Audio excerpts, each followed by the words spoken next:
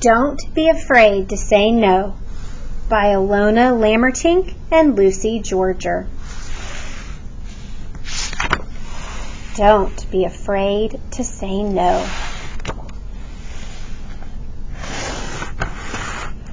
Everyone's busy at their desks, everyone except Jill. She's gazing dreamily outside. She's excited for the dismissal bell to ring because after school, Susie's coming to her house to play. Susie's one of the nicest girls in class. She's almost never afraid, and everyone wants to be her friend. Bring! Finally, it's time to play. Jill and Susie are playing in Jill's room. You've got so many stuffed animals, Susie says cheerfully. Let's play zoo with them. Jill agrees, and they arrange all the stuffed animals on the floor. One by one, they care for each animal, picking them up, feeding them, making sure they're not sick, and then cuddling them, just like real zookeepers. Who's that? Asks Susie, pointing to Hopper, the stuffed rabbit Jill just got for her birthday.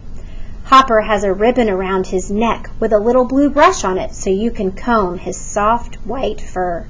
Hopper is Jill's very favorite stuffed animal. Susie picks up Hopper. She starts to cuddle him and brush his fur. Jill bites her lip. She wishes Susie wouldn't play with Hopper, but she doesn't dare say so.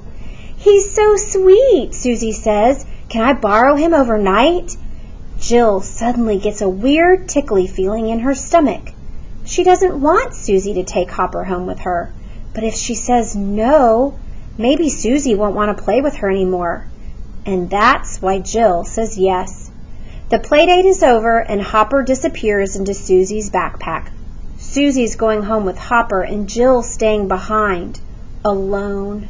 She's mad at herself. I wish I had said no.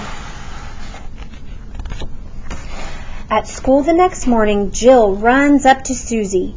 Did you bring Hopper with you? She asks eagerly. Susie takes Hopper from her backpack. There's a little blue brush dangling from his neck, but there are teeth marks on the handle. Someone's chewed on it. My dog wanted to play with Hopper too, Susie says shyly. Sorry. Jill hugs Hopper. She turns around and walks away. Then she feels something sticky in Hopper's soft fur. It's like someone spilled honey all over his tail. Jill's sad and a little mad. If only I dared to say no. One night, Jill's parents are on a trip, so she's staying with her next-door neighbors. The boys next door, Tom and Kev, are a little older than Jill, but they all go to the same school. Tom and Kev want to watch a video that Jill hasn't heard of. The pictures on the box look like it's going to be really scary. Jill would rather watch the video with the dolphins on the box, but she doesn't dare say no. Tom and Kev are laughing at the movie. They love watching the huge, angry monsters. The monsters scare Jill, but she doesn't want to say so. She just shuts her eyes. Oh, I wish I had said no.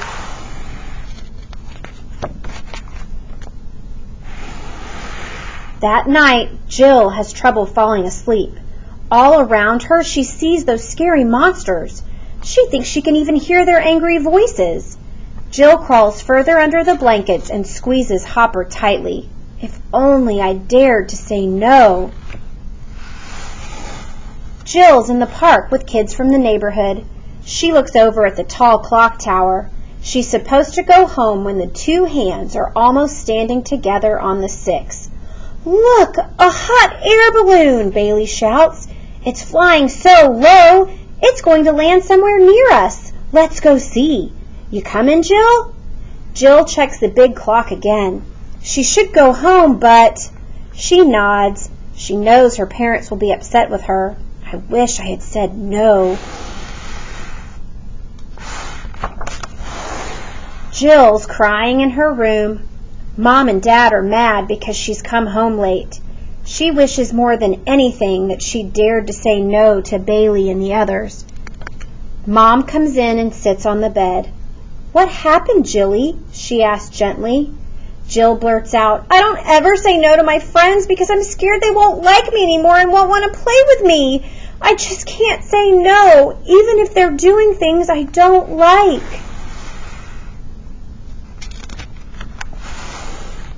Mom wipes away Jill's tears and hugs her. Jill, honey, you can say no. You actually say no to your very best friend all the time.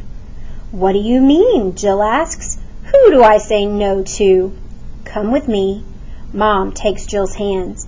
Mom leads Jill to the big mirror in the corner. Take a good look in there, Mom says. Every time you say yes to your friends, you're really saying no to the girl in the mirror.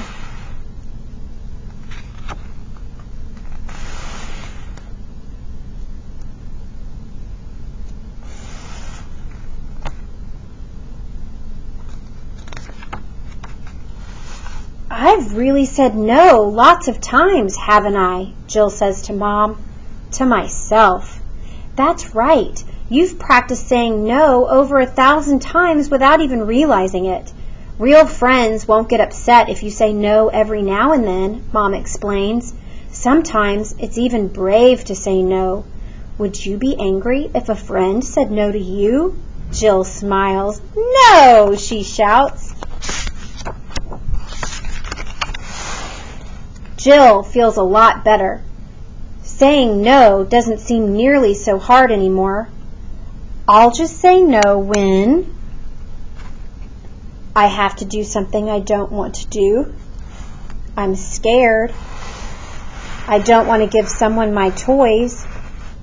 I don't like it. I can't do something. I don't want to bully someone, or I don't like the feeling I'm getting. The end. And that was Don't Be Afraid to Say No.